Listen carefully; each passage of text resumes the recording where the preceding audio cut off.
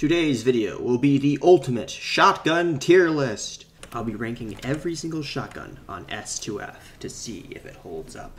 I have a tier list right here that I'm going to be using. Let's start at the bottom with the sawed-off shotgun.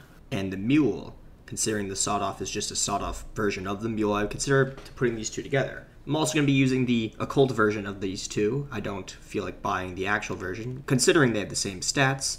So let's compare these weapons against every other weapon. Starting with the sawed-off. It does 13 times 5 to the body. That gives you a total of 65.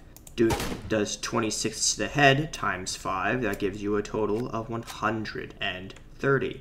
I'm personally not a fan of the sawed-off shotgun, considering its spread is just too much, in my opinion. It makes it really hard to actually, kill people with this weapon, even though you do get 2 quick succession shots. In contrast, the Mule has a slightly tighter spread and does even more damage, with 15 times 5 to the body, giving you a total of 75, and 30 times 5 to the head, giving you a total of 150. Not only do you get a tighter spread, you also get more damage with the Mule, meaning you can stand slightly further away and absolutely rip people to shreds. It has a similar reload and a very fast fire rate. In fact, this gun is so good, it can 2-shot a bear. All you need to do is get in front of the bear's head and blast it twice, and it's gone. I'd say the Mule is by far the better of these two guns. Basically all the weapons, the normal version compared to the sawed-off version is better. So let's rank these. I would personally say the sawed-off is a C tier gun. Back in the day, this gun used to be OP, but I don't think it's that much good now. I still love the Mule.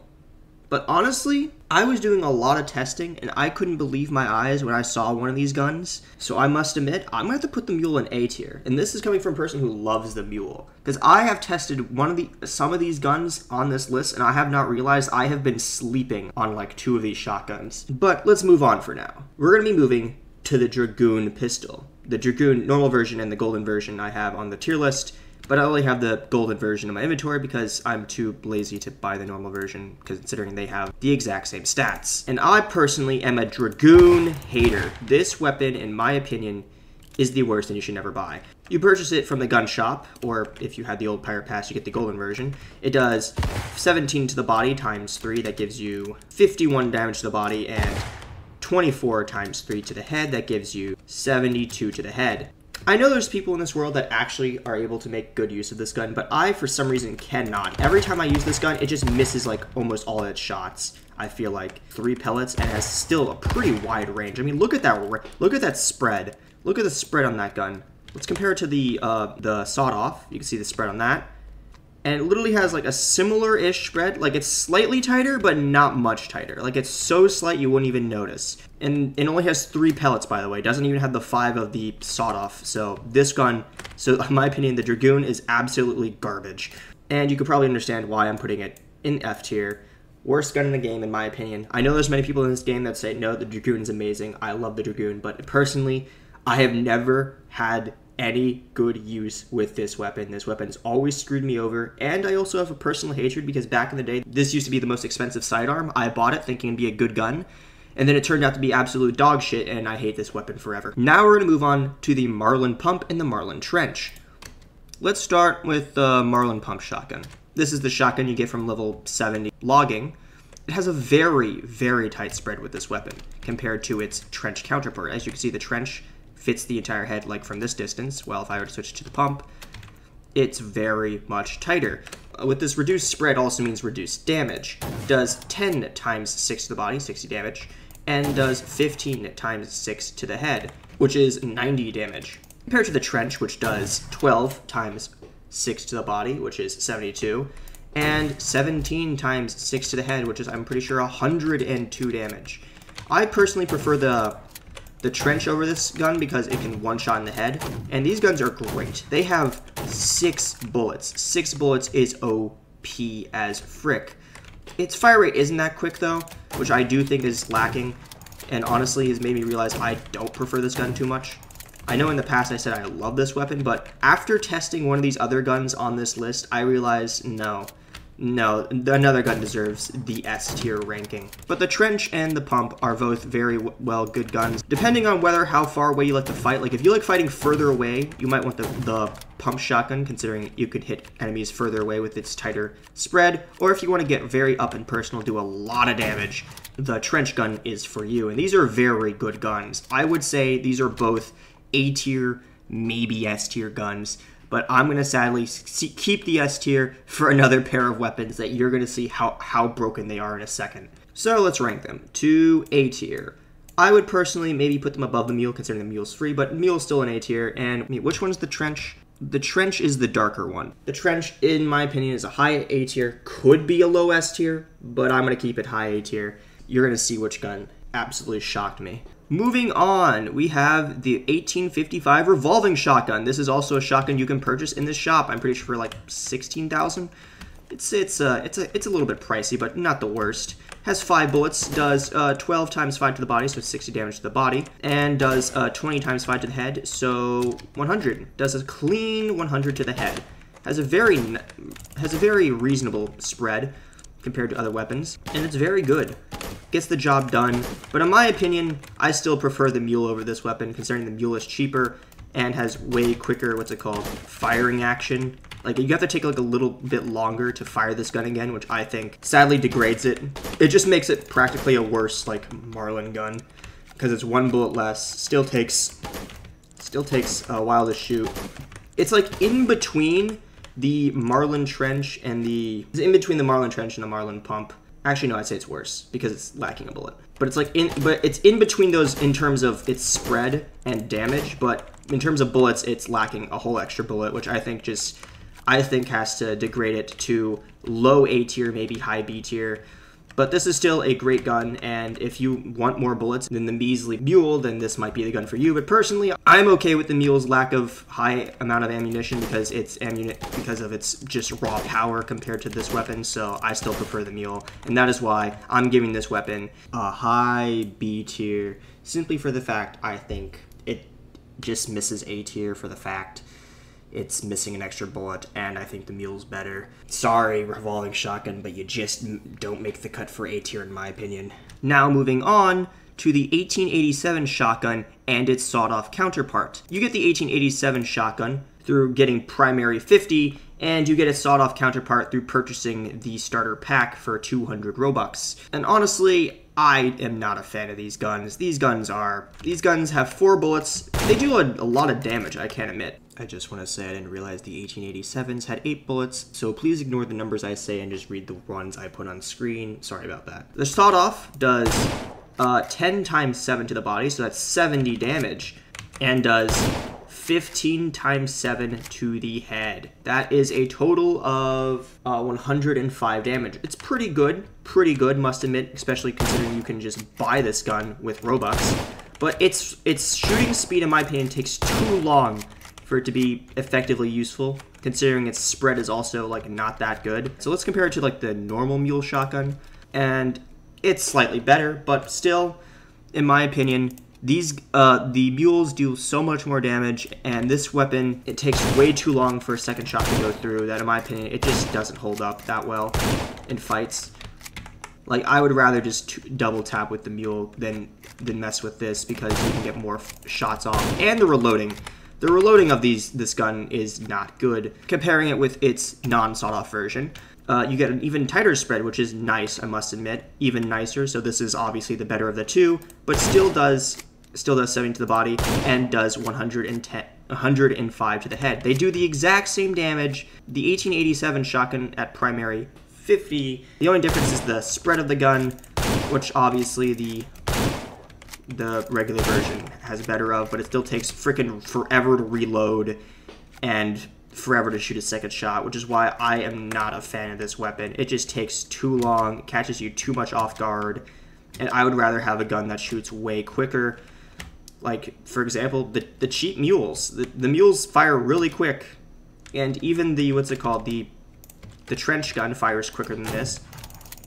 Even the Marlins fire quicker, and they have 2 extra bullets and reload way quicker. So I would say, what's it called? The 1887 shotgun and its sawed-off counterpart are going to be D tier guns, but I'm actually going to move the non-sawed-off version to maybe a high C tier above the sawed-off Mule, for the simple fact its tight spread is very nice, but it still has a very slow firing rate. But, you know, I'll bump it up. But that does mean the paid Robux version is worse because it has a looser spread. To the next weapons, we have the Auto 5 and the Auto 5 sawed-off. Now these are the guns I love, and I must admit, I was testing these out while in the recording. I was like, these guns are probably not going to be too good, but after testing them, like in like actual combat situations, these guns are amazing. Like, you can hold down the trigger and absolutely blast away your opponents. These are totally worth getting. You get these weapons at Justice 65 for the normal one,